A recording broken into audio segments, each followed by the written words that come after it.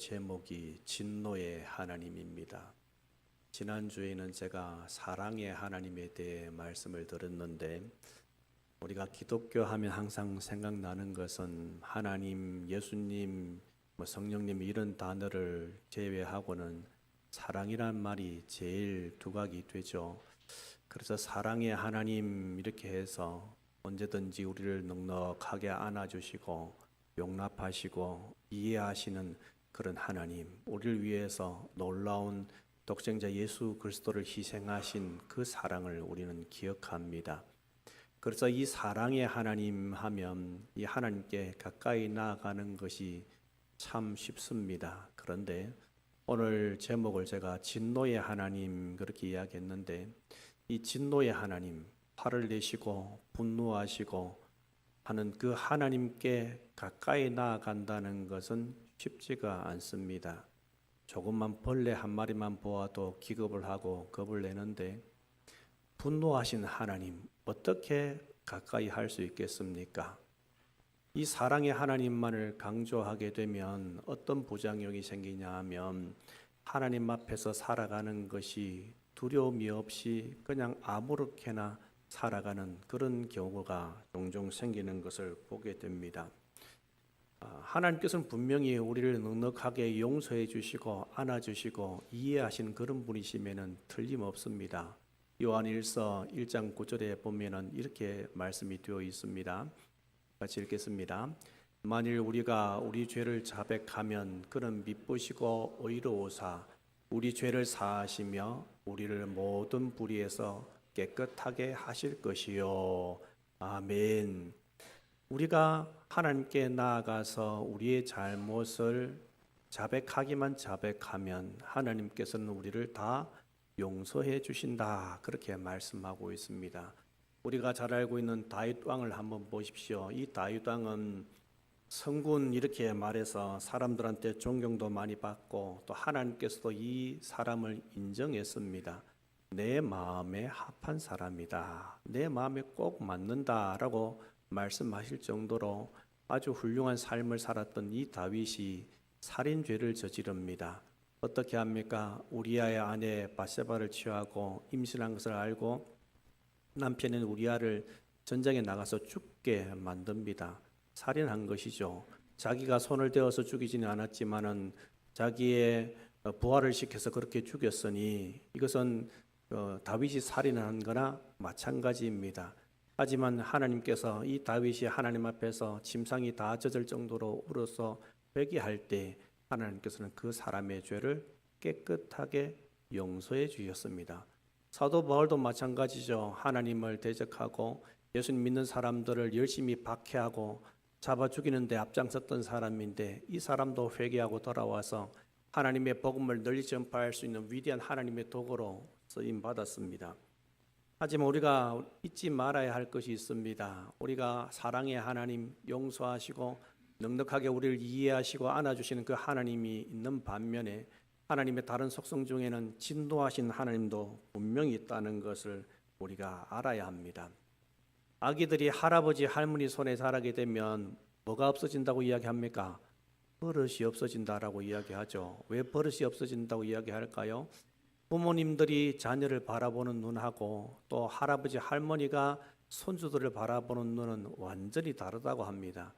아기를 키울 때는 정신없이 돈을 벌고 가정일을 하면서 아이들을 키우는데, 그럴 때 소소하게 기쁨도 있고 하지만은 이제 나이가 들어서 아들의 아들 또 뭐 딸의 자식을 이렇게 보게 되면은, 손주를 보게 되면 그렇게 예쁘다고 그렇게 이야기하더라고요. 제가 한 번씩 이제 손주를 본 이제 목사님 이런 분들 계시면 일부러 물어봅니다.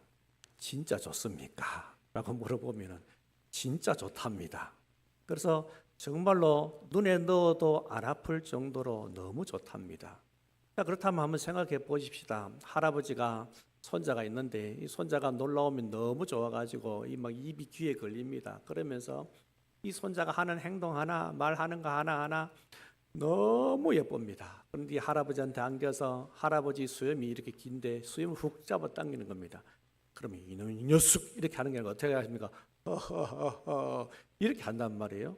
그러다가 어쩌다 하다 보니까 뺨을 턱 때리는데 할아버지가 허허허허 이렇게 합니다.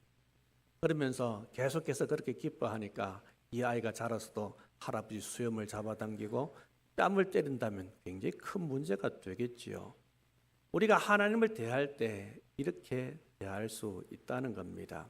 하나님은 어떤 분이십니까? 사랑의 하나님이시고 우리를 넉넉하게 안아주시고 우리를 이해하시고 우리를 용납하시는 그런 분이시기는 하지만은 이 방금 이야기했던 허허하는 할아버지처럼 그렇게 생각해서는 안 된다는 겁니다. 어떤 아이가 학교에서 열심히 커닝 페이퍼를 만들고 있습니다. 부정행위를 하기 위해서 커닝 페이퍼를 열심히 만드는데 이 아이는 교회 다니는 아이입니다.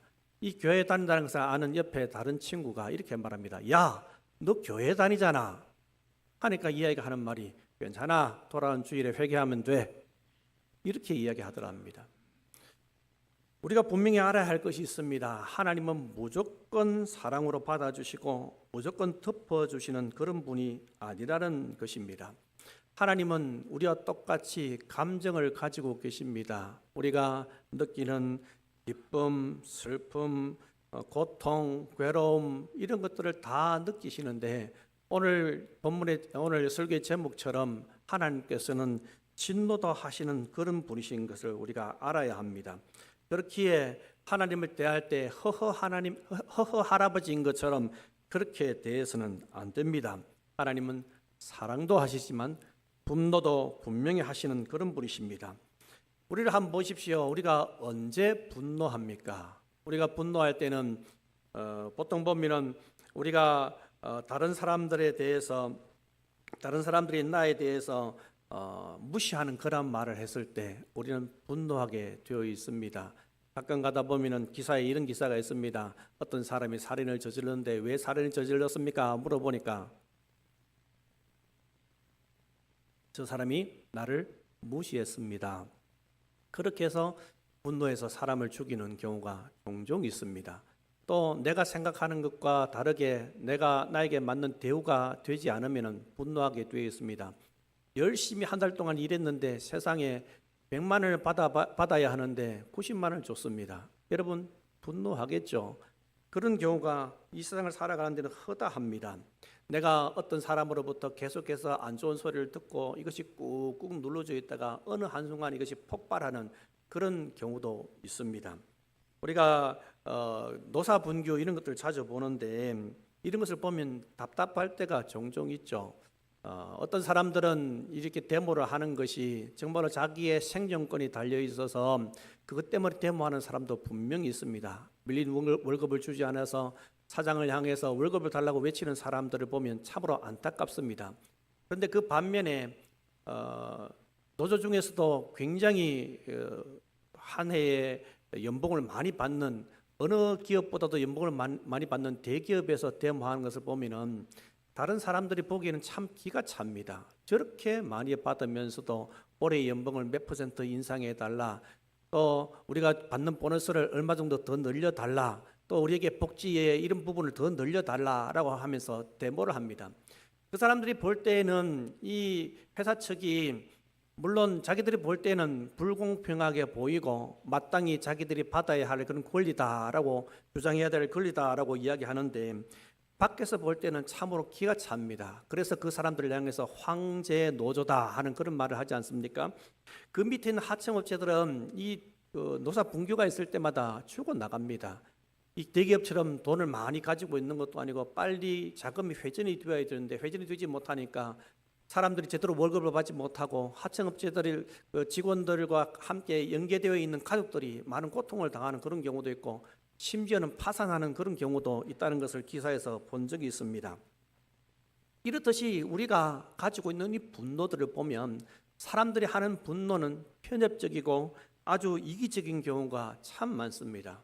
하지만 하나님께서는 분노하실 때 자기 생각대로 기분 나쁜 대로 그냥 분노하시는 그런 분이 아니십니다. 우리가 하는 분노와 인간이 하는 분노와 하나님께서 하시는 진노에는 굉장히 큰 차이가 있습니다. 성경에서는 분노하는 것에 대해서 그렇게 좋지 않은 것으로 이야기하고 있죠. 야고보서 같은 경우에는 사람이 성내는 것이 하나님의 의를 이루지 못한다라고 이야기하고 있고 잠언서에도 보면은 분노하는 것에 대해서 굉장히 어리석은 것으로 계속해서 이야기하고 있습니다. 그런데 하나님께서 성경을 살펴보면 하나님께서 분내신다 하는 표현들이 자주 등장합니다. 대표적인 것 두 개 한번 살펴보겠습니다. 시편 7편 11절 말씀입니다. 같이 읽겠습니다. 하나님은 의로우신 재판장이시며 매일 분노하시는 하나님이시로다. 아멘. 또 하나 보겠습니다. 나훔 1장 2절입니다. 여호와는 질투하시며 보복하시는 하나님이시니라. 여러분의 배우자가 매일 나한테 분노한다고 생각해 보십시오. 같이 살 수 있겠습니까? 집이 아니라 뭐가 됩니까? 집구석이 되죠. 들어가고 싶겠습니까? 안 들어가고 싶습니다. 그런데 하나님에 대해서 뭐라고 말씀하고 있습니까? 하나님은 매일 분노하시는 분이시다. 그렇게 말씀하고 있습니다. 하나님께서 언제 분노하셨는지 성경 한번 살펴보면 대표적으로 이스라엘 백성들이 애굽에서 나왔을 때 하나님께서 10가지 재앙을 통하여서 하나님께서 살아계신 것을 보여주시지 않습니까? 그러고 나서 맨 마지막에 장자들의 다 죽임을 당하고 난 다음에 애굽 사람들은 도저히 안 되겠다 이러다가 애굽이 다 망하겠다 싶어가지고 이스라엘 백성들을 보내줍니다. 이 보내줬을 때 이 사람들이 얼마나 기뻤습니까? 홍해를 갈라뜨려 있어서 그 사이를 마른 땅같이 지나가게 하시고 광야에서 살아가는데 세상에 음식이 똑 떨어졌습니다. 애굽에서 나올 때 가져온 음식이 다 떨어지니까 불평불만합니다. 모세야, 우리 먹을 것이 없다. 우리가 굶어 죽으려고 이 땅에 온 줄 아느냐? 왜 우리를 이렇게 인도해냈느냐 하고 불평불만합니다. 물이 없으면 물이 없다고 이야기하고 고기 먹고 싶으면 고기 먹고 싶다고 이야기하고 항상 불평불만밖에 하지 않습니다. 그랬을 때 하나님께서는 이들을 향해서 분노하셨습니다. 한 번은 이스라엘 백성들이 가나안 땅에 정탐꾼을 보내고 난 다음에 돌아와서 평가하기를 2명 외에는 다 그 땅은 그 주민을 삼키는 땅이다. 그들이 보기에는 우리가 메뚜기와 같다라고 이야기했을 때 하나님께서 분노하셔서 뭐라고 말씀하십니까? 내가 이 사람들 다 죽이고 너로 큰 민족을 이루게 만들겠다라고 말씀하십니다.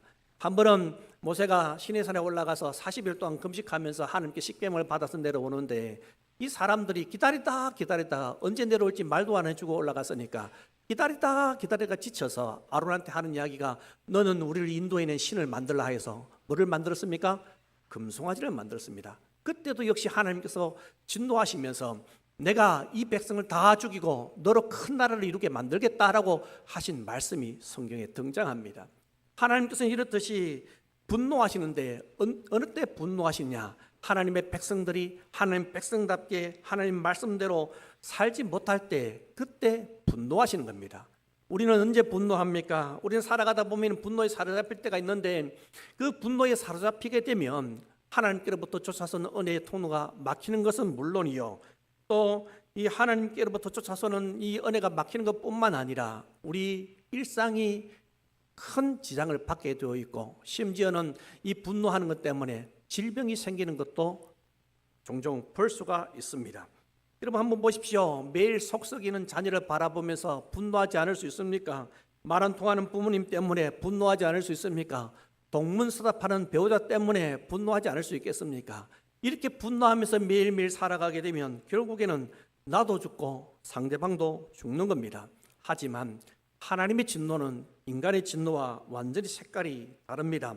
하나님의 백성들이 하나님 말씀대로 올바로 삶을 살지 못했을 때 하나님께서 진노의 잔을 쏟으십니다. 그래서 이스라엘 백성들에게 그 삶이 얼마나 잘못되었는지, 하나님께서 그 삶을 얼마나 싫어하시는지 그렇게 그 진노를 통해서 가르쳐 주십니다.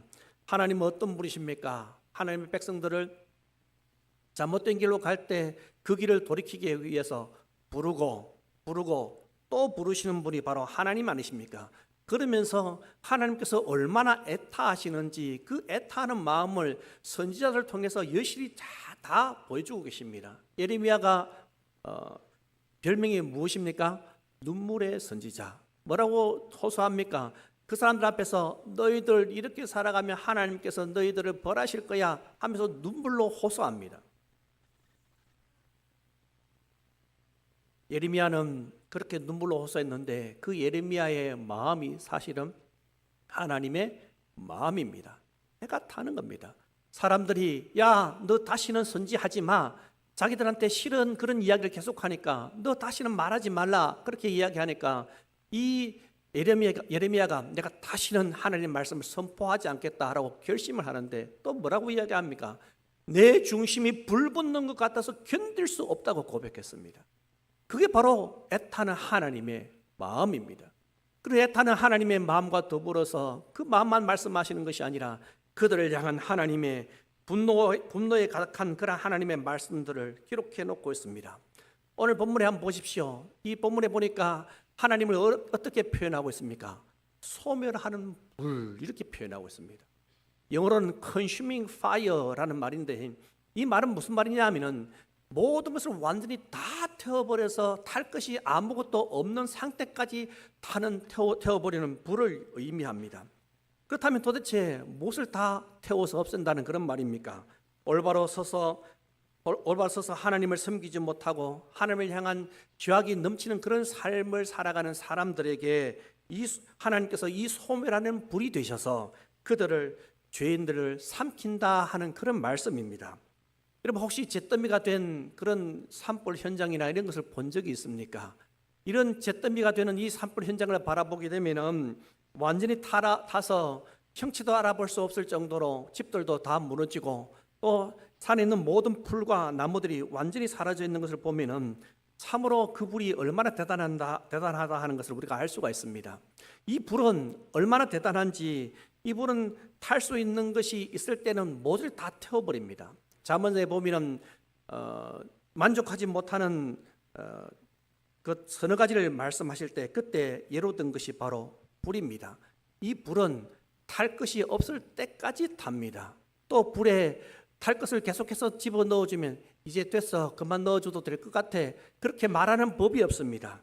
이제 그만하고 쉬는 법이 없습니다. 2019년 6월부터 시작해서 2020년 3월까지 몇 개월 동안 지속된 큰 산불에 고생한 나라가 있습니다. 어느 나라일까요? 호주입니다. 이때 불이 났을 때 400명이 넘는 사람이 희생되었고 3,500여 채가 되는 집이 불을 탔고 동물 30억 마리가 죽었다고 합니다. 여러분 상상도 하지 못할 그런 일이죠. 그렇기 때문에 너무나 큰 불이 일어나서 저 멀리 인공위성에서 사진을 찍으면 그 불이 다 보일 정도로 엄청나게 큰 불이 났었습니다. 그래서 각국에서 많은 소방관들이 그곳에 파견되어서 산불 진화 작업을 한 적이 있었습니다. 우리나라에도 올해 2025년 3월 말부터 4월 초까지 경북에서 시작된 그 산불 때문에 30명이 넘는 사람이 희생되었고 또 역시 집도 한 3천여 채가 되는 집이 불타져 없어졌습니다. 창녕에서도 파견된 산불 진화하던 사람이 고인이 되신 일도 있었습니다. 이런 엄청난 산불을 한번 보십시오. 큰 불은 산과 산을 뛰어넘고 강을 뛰어넘습니다. 이런 불이 마치 살아있는 것처럼 이 맹렬한 불은 모든 산에 있는 것들 다 삼켜버립니다. 몇백 년 갖고 오는 산림이 순식간에 재가 되고 또 수백 년 동안 보존해온 문화재도 순식간에 잿더미가 됩니다. 하나님의 맹렬한 진노가 바로 이와 같습니다. 누가 그것을 피할 수가 있겠습니까? 전에 한번 군대에서 휴가를 나왔는데 방송을 하는 겁니다. 너무 가뭄이 심해가지고 동네 사람들이 기우제를 지냈는데 산불이 났대요. 그래서 또 젊은 사람이니까 한번 가서 같이 불을 끈다고 올라갔는데 세상에 불을 끄다가 갑자기 방향이 바뀌는데 저한테로 연기가 확 오는 겁니다. 어떻게 했을까요? 꿋꿋하게 서서 불을 껐을까요? 죽을까 싶어서 내려왔습니다. 정말로 두렵더라고요. 여러분 이 세상의 모든 것을 다 삼킬 듯한 그런 무서운 불이 하나님의 진노와 같다는 겁니다. 아니 그보다도 더 무서운 것이 바로 하나님의 진노입니다.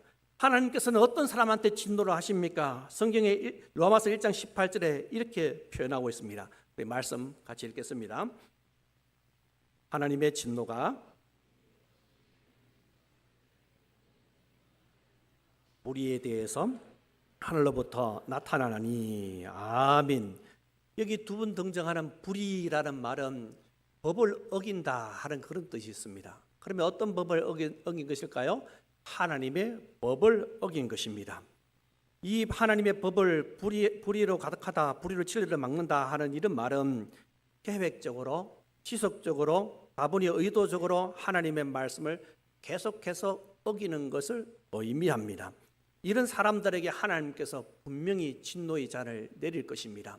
여러분, 복음을 전해 보십시오. 하나님의 말씀을 듣고도 끝까지 그대로 계속해서 살아가는 사람들이 있습니다.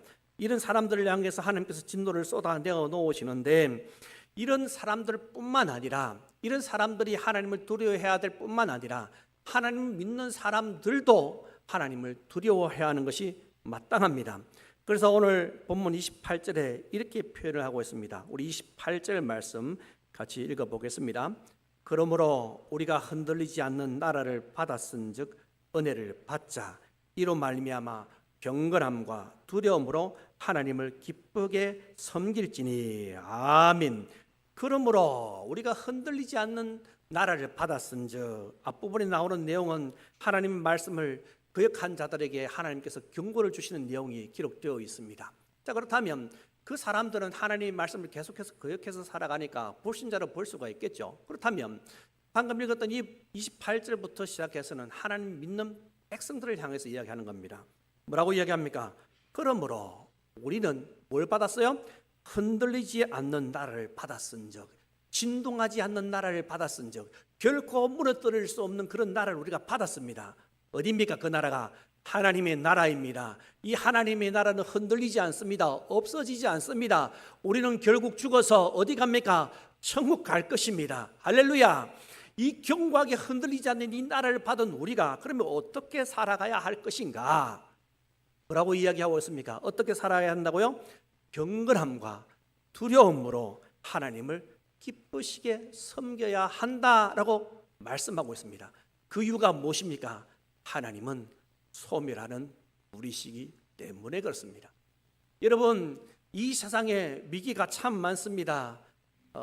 비가 조금이라도 오지 않으면 가뭄 때문에 고통스러워하고, 비가 조금이라도 많이 오면 그것 때문에 홍수 때문에 난리가 납니다. 세상에 곳곳이 지금 난리가 나지 않습니까? 사실은 그게 위기가 아닙니다. 젊은 사람들이 일자리가 없답니다. 살아가기가 너무 빠듯하답니다. 집 사기가 너무 힘들답니다. 그게 사실은 위기가 아닙니다. 진짜 위기는 무엇입니까? 마땅히 두려워해야 할 하나님을 두려워하지 않고 마땅히 그 앞에 무릎을 꿇어야 할 그 하나님께 무릎 꿇지 않는 그것이 바로 이 세상의 위기가 아니고 무엇이겠습니까? 하나님께서 분명히 말씀하고 계십니다. 너희들 나를 두렵고 떨리는 마음을 가지고 섬겨라라고 분명히 말씀하고 있습니다. 여러분, 28절에서 뭐라고 이야기합니까? 경건함과 두려움으로 하나님을 섬겨라라고 말씀하고 있습니다. 왜 경건함과 두려움으로 하나님을 섬기라고 이야기하고 있습니까? 하나님께서 얼마나 크고 무서운 분이신지, 얼마나 그 죄에 대해서 심각하게 생각하시는지 그러한 것을 제대로 깨닫고 그 앞에서 좀 두려워 떨어라라고 말씀하고 있는 것입니다. 하나님께서는 이 하나님 말씀을 거부하는 사람들에게 진노를 내리시는데, 그 진노를 내리시는 목적은 분명히 있습니다. 사람들은 때로는 죽이고 싶은 그런 생각이 들어서 분노해서 사람을 죽이기도 하고, 자녀들을 향해서도 정말로 죽이고 싶은 그런 생각을 가질 수 있습니다. 하지만 하나님께서는 그러한 감정에 완전히 치우쳐서 감정적이신 그런 분이 아니십니다. 예레미야 29장 11절에 이런 말씀을 하고 있습니다. 같이 읽겠습니다. 여호와의 말씀이니라. 너희를 향한 나의 생각을 내가 아나니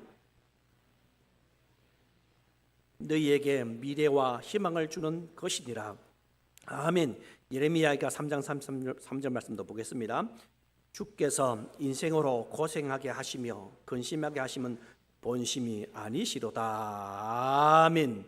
여호와의 말씀입니다. 너희를 향한 나의 생각은 재앙이 아니다. 죽이기 위한 것이 목적이 아니다라는 겁니다. 결국에는 그냥 벌 받는 것 자체가 목적이 아니라 그 말입니다. 포로로 잡혀가는 그 자체가 목적이 아니라는 말입니다. 사업이 망하는 것, 또 병이 걸리고 하는 것, 그런 것 자체가 목적이 아니다라고 분명히 말씀하고 있습니다. 하나님께서 진노하셔서 그러한 것들을 우리한테 주실 수 있습니다. 하지만 그 자체가 목적이 아닙니다. 뭐가 목적이겠습니까? 너희 장래에 소망을 주는 것이 목적이다. 내가 너희들을 근심하게 하는 것은 본심이 아니다. 뭐가 본심이겠습니까?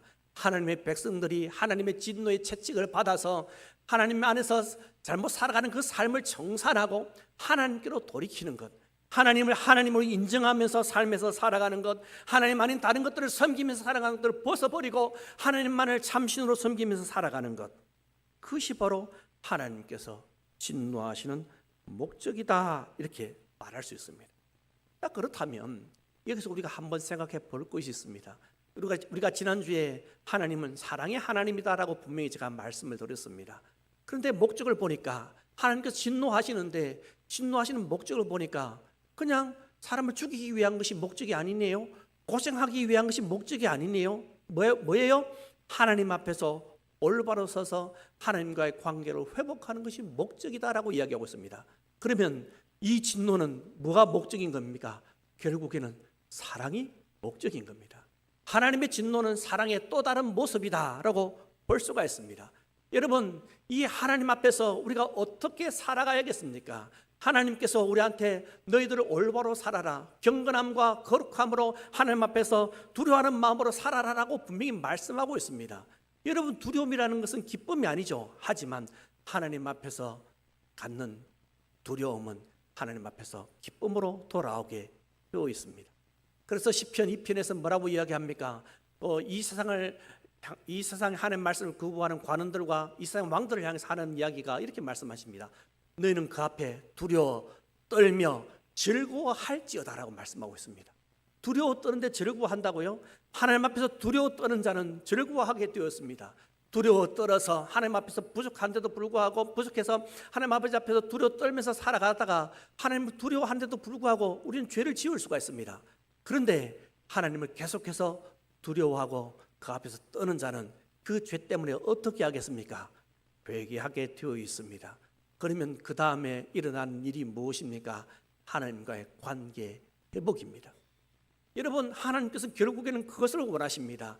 더 가까이 나를 부르시기 위해서 하나님 앞에서 잘못 살아가는 우리들이 징계 받게 하시고, 그래서 그 앞에서 두려워 떨게 하시고, 그 무서워하신 진노하신 하나님 때문에 하나님 앞에서 올바로 서게 하시는 것이 하나님께서 우리를 향해서 진노하시는 이유입니다. 그런 하나님의 은혜를 깨닫기를 원합니다. 그 하나님 앞에서 두려워 떨면서, 하나님 앞에서 두려워 떨면서 살아가서 하나님 안에서 참된 회복을 경험하고 하나님 안에서 참된 기쁨을, 평안을 누리고 살아가는 우리가 다 되기를 간절히 소원합니다. 아멘.